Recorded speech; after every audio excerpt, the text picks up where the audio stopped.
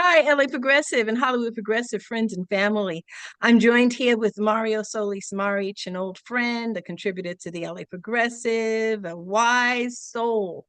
Called me a little earlier today and asked had I seen the Grammy Awards and that DEI was talked about a couple of times. And I admitted to Mario that I had not seen the Grammy Awards and that I had been boycotting them, but increasingly I find myself divorced from pop culture, popular culture, partly because I kind of feel like, boy, are we in a crisis. We are actually watching the dismantling of the American empire. Not that we should have had an empire, but we have had an empire. And I just am so immersed in that kind of information that I don't even pay attention to pop culture. So tell me, Mario, what did I miss last night, Oh my God. especially as it relates to DEI? Go ahead. I don't know if you've ever watched it in the past. I watch it every year, right? And we could talk about, the different reasons I do, but last night was possibly the best Grammys broadcast I've ever seen. It was probably the longest too. I haven't seen the stats on that yet, but I looked up and I was going, God, this has been several hours I've been sitting here. They had some incredible performance. There's some beautiful, unique young talent, that they did this thing where the new artist of the year, right, award, they let each one of them perform, and they performed one right after the other.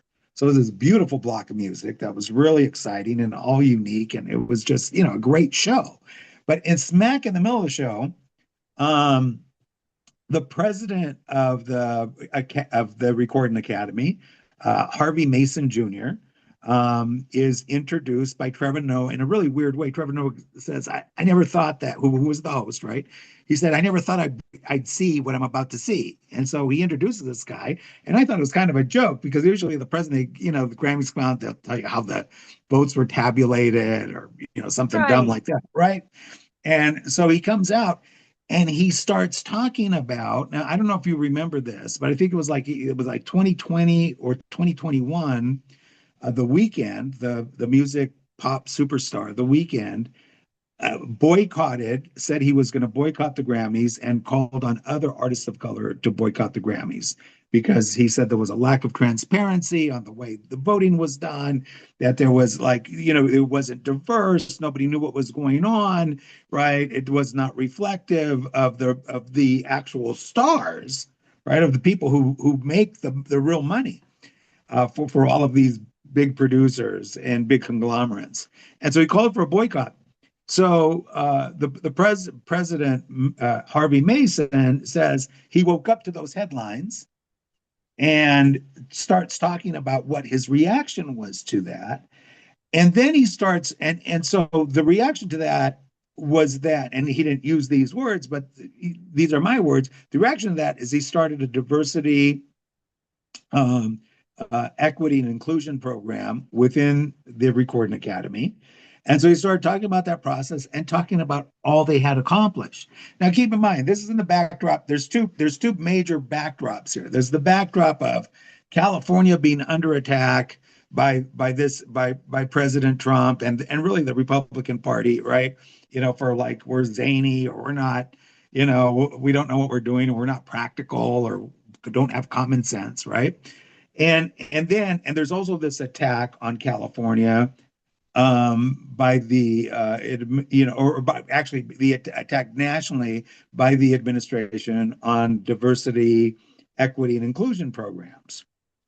And so they do this really bold stand where and we've seen companies like Target and Walmart, and I heard today Lowe's, but I haven't confirmed that, have backed off from their diversity efforts. We've seen and we've seen Costco, stick the ground, stay the course. But we had like this major industry, this major multi-billion-dollar business stand up yesterday and say, this has worked for us. This is going to continue to work for us. We've made these accomplishments and we're going to continue to move forward with this. And then he introduced the weekend. So it officially ends the weekend's boycott. And I know this sounds like, I'm little, What is the weekend? oh, the weekend, he's a pop star. He's like yeah, you got to go on YouTube Music or whatever music, and you would love it. I know you would love the weekend, right? So the weekend is incredible. And so he breaks his boycott right there. It was beautiful. I mean, but what was exciting was the backdrop of it, right? The show celebrated California from the beginning because of the fires. And then it launches into this defense of unapologetic defense of DEI. We're watching other companies just run for it. Other companies that are less sensitive to consumer reaction. If there's an industry that's sensitive to consumer reaction, it's the entertainment industry, right? Because the entertainment industry needs to be popular. Sometimes if you need a bottle of milk and the unpopular store is nearby, you'll still go to the unpopular store. These music artists, these artists, whether they need to be popular, right? That's their bread and butter, and so it's really, I thought, an incredible, kind of bold move, and they deserve to be applauded. Oh man. I guess I regret that I missed it. But I want for those of us that are listening, now the LA progressive community stretches across a broad swath of demographics. And there will be people maybe that are listening that don't know what DEI is. So I want to just talk a little briefly about what does it stand for, what is it? And then I want to give my take on it as a Black woman who's over 60 years old, who has seen these words pop up and been misused, and I've worked in all kinds of industries. Right. So DEI stands for diversity, equity, and inclusion. And so diversity, equity, and inclusion doesn't really seek to elevate minority groups over others.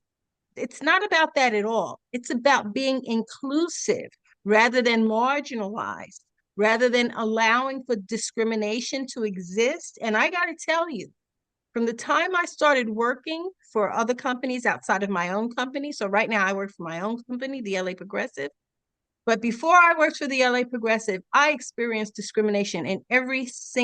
by every single employer that I have ever worked for in my life, including the federal government.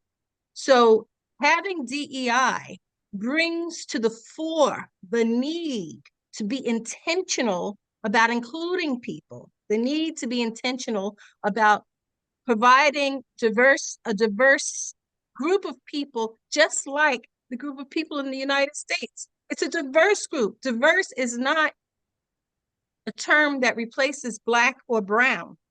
Diverse simply means people of differences, whether we're talking about able-bodied people, people with disabilities, people who speak different languages, people who have different ethnicities, different religions, bringing all of the people together that make up these United States and giving them all an opportunity, the same opportunities.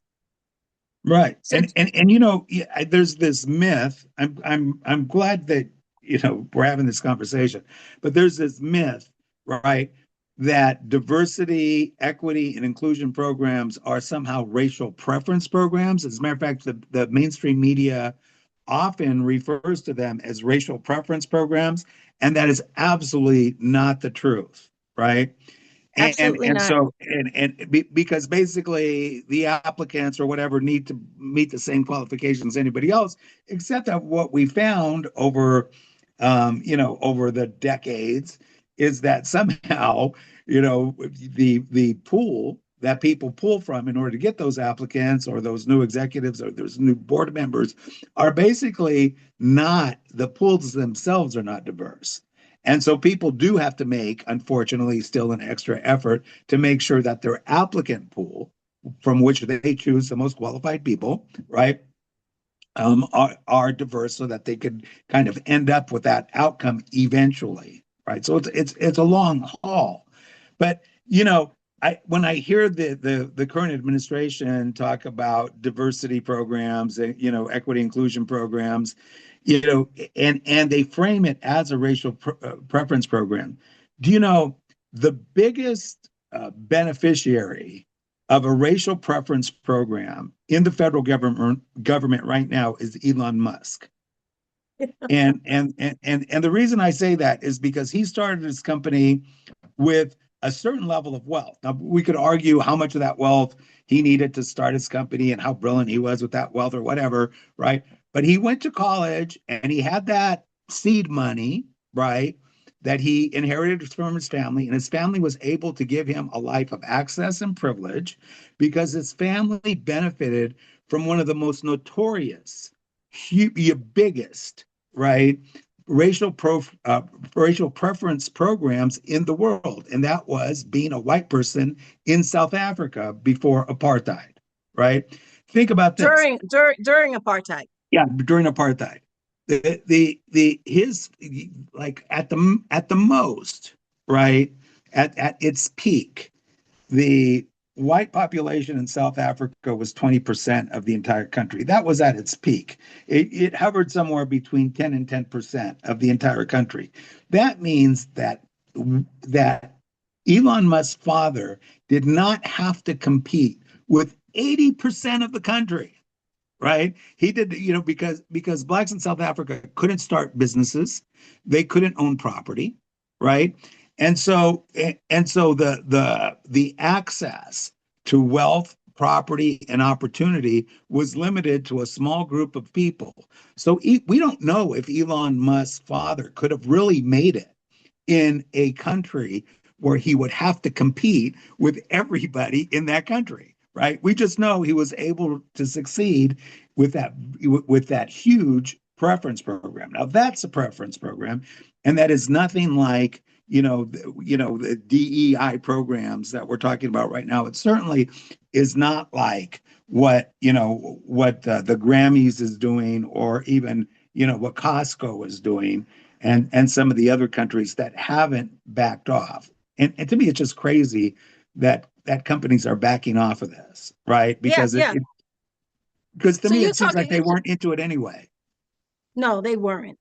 They Right. weren't, and I don't think they understand it, which in my mind explains why so many people do not understand what diversity, equity, and inclusion programs, what they're about. They don't really have an understanding of it. But when you talk about giving preferential treatment, the preferential treatment has been given in South Africa. Preferential treatment was given to the white community, since they established state sanctioned apartheid and state enforced apartheid. But in the United States, we have been given preferential treatment to white men and to a lesser degree white women since the inception of the United States. So you can imagine, when we talk about let's look at sports, for example. Can you imagine if someone like Kobe Bryant, rest his soul, was not allowed to play basketball?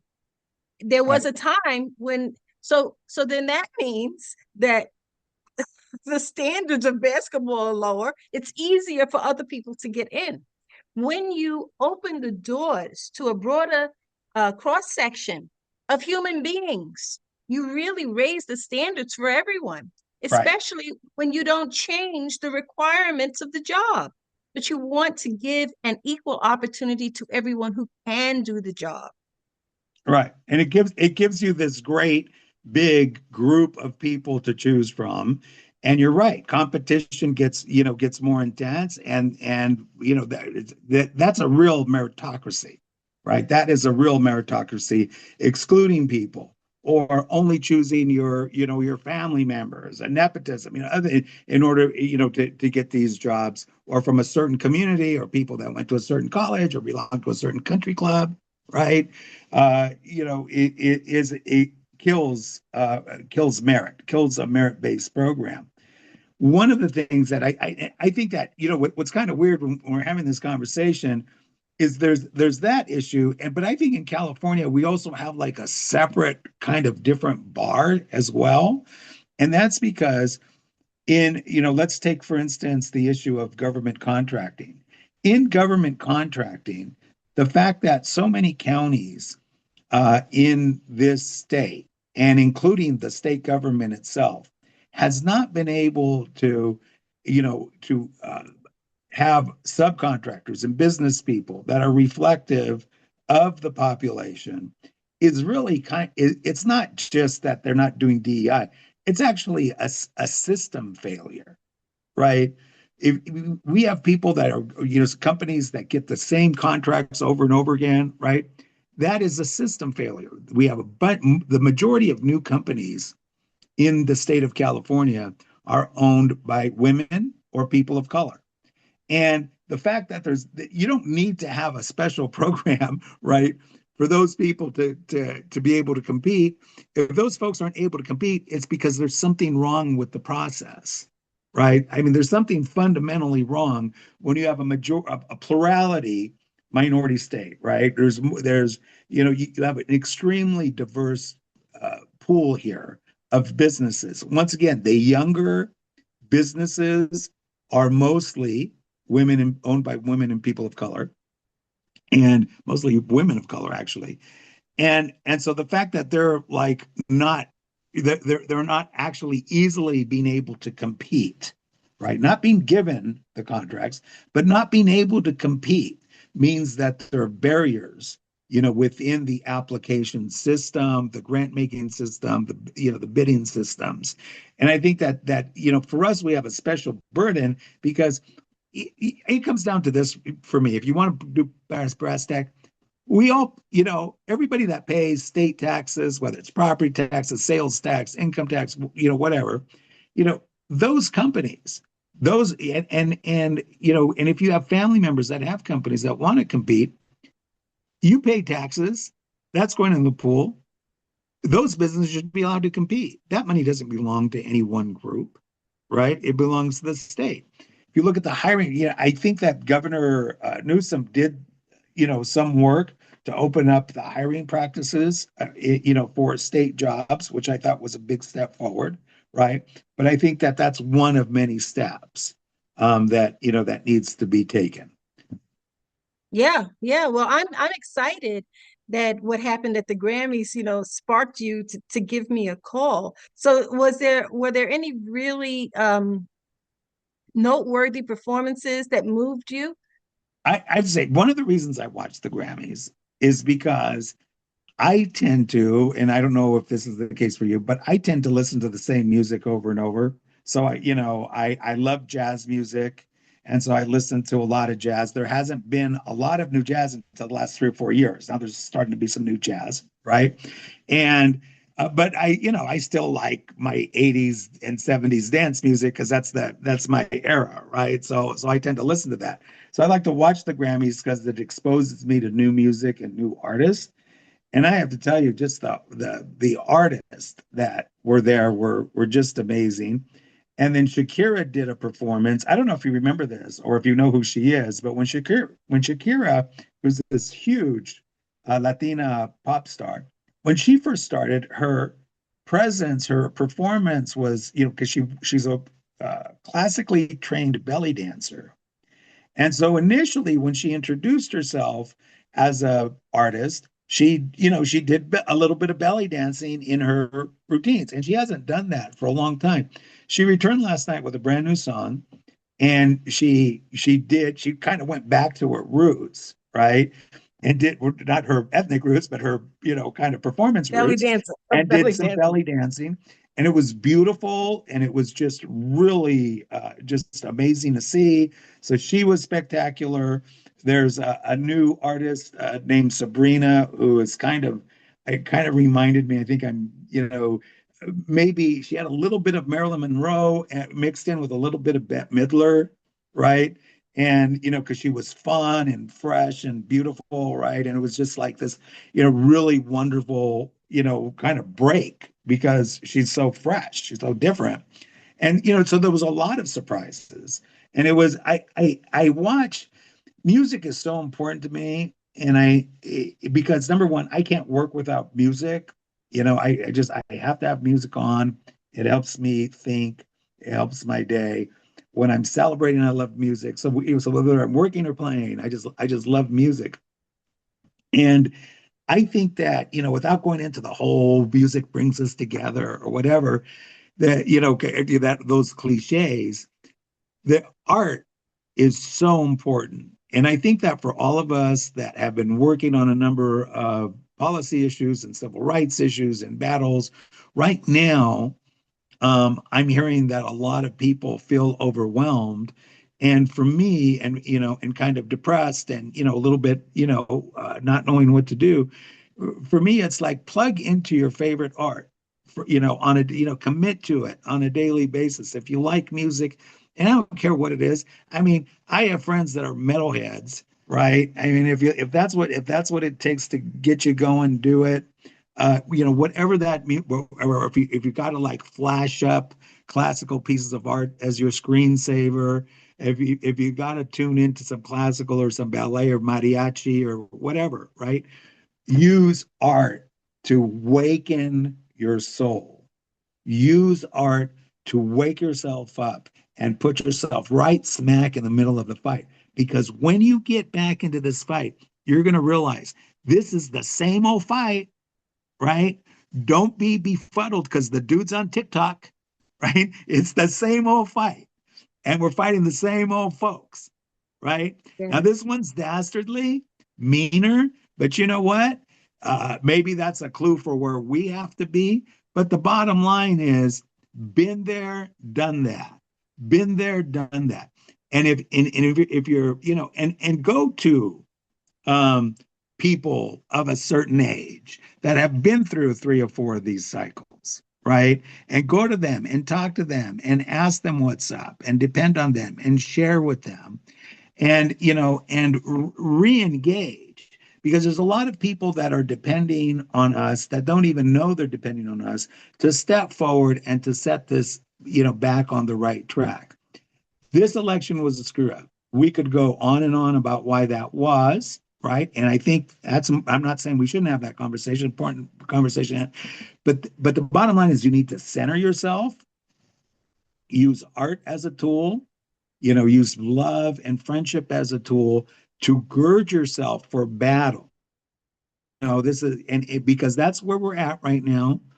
People, immigrants are depending on us, immigrant families are depending on us, workers are depending on us, union members are depending on us, right? People who need healthcare access are depending on us.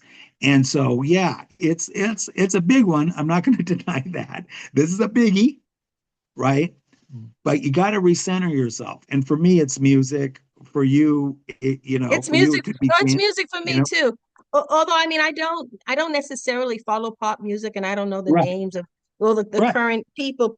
But what I do is I listen to music like on Spotify or some other source where they will feed you music that they think you'll like, and then you're introduced to my new love right now. I'm a fan of a woman. I'm looking at my phone right now to see who her name is, Lady Blackbird, and Mm. this child she sing. I love jazz vocalists, female jazz vocalists. And Lady Blackbird, Dick and I went to one of her concerts, and this is how we knew that we were too old. So we get to the venue, and we waited in line for like, I don't know, about 45 minutes outside before they allowed us in. So we go up the stairs to the venue, and there isn't a seat in the house. It's just a big empty room with a stage. And so I'm standing there, and I said, excuse me, I talked to a person working. I said, where are the seats? It's so this is a standing concert. And so I said, okay, well, my feet were already hurting because I had been outside for 45 minutes. And they expect me to stand for a 2-hour concert? I don't think so. So even though we paid and even though I adore her, I said I'd rather just listen to her on my phone. And Dick and I left. Oh my goodness. All right. I get that. I get that. Well, hopefully she'll be at a more suitable venue soon for you. I have to tell you, in a couple weeks, actually, I'm counting the weeks. It's actually 3 weeks. I'm going to see Alberto. Me and my partner are going to see Alberto Sandoval at the Long Beach Terrace Theater. Alberto was actually one of the members of the Buena Vista Social Club, which was the club that created, Cuban jazz, right? Yeah. Latin jazz. And so he's actually going to be here in Long Beach. And we're really excited. We're going to see him. He was honored by the Kennedy Center this week, this year or in 2024. And we're really, it's going to be a big night for us because we're big fans. And I think that the one last thing about the performances last night, Cynthia Erivo um, sang, and I'm trying to remember the name of the song. It was just amazing, and I forgot. I'm trying to remember what song, but you gotta watch the show. Okay. Right, Okay, I'll you gotta go watch watch. the I show love her. because it's just, I love her. it, She's wonderful. yeah, it's just an amazing. It was a great performance, but once again, I want to tie something back in. What people don't realize when they bash California and they bash LA or whatever, it's trendy and it's in. And by the way, I really think that the state needs to do a better job about telling people who we are. I think that before it would be like bragging, but now it's really a necessity because we've allowed ourselves to be made into caricatures for a good big part of this country, and it's not serving us. So I think we need to tell people about what really goes on here. But other than that, I think that this is the music industry and the television industry and the movie industry, or who knows what the television industry is these days, but the movie industry, right? Are all still, even though not as much as before, are still basically germinated here, just have deep roots here and create a lot of wealth here. And these are, for people who are into free enterprise and that, want to, what these are big industries. They don't look like big industries because you're identifying with your individual favorite artist, but these are big industries that in this case, and I have to give credit to Harvey Mason, for trying to do the right thing and clearly accomplishing some big stuff when it comes to kind of reconfiguring the way that industry works with its artists, and not only its artists, but the recorders, the people behind the scene, the editor, right? All of these folks that make music, happen so that you and I could just go in and click, right? And a lot of stuff goes into our, so that we can do that. But these folks really deserve a hat tip, and really. Thank you for sticking around. If you like the LA Progressive content and the discussions we have here, please consider clicking the subscribe button below and also give us a thumbs up. That helps to grow our audience by feeding the algorithm, which helps to get this content in front of more eyes. Thanks for stopping by. We really appreciate your support.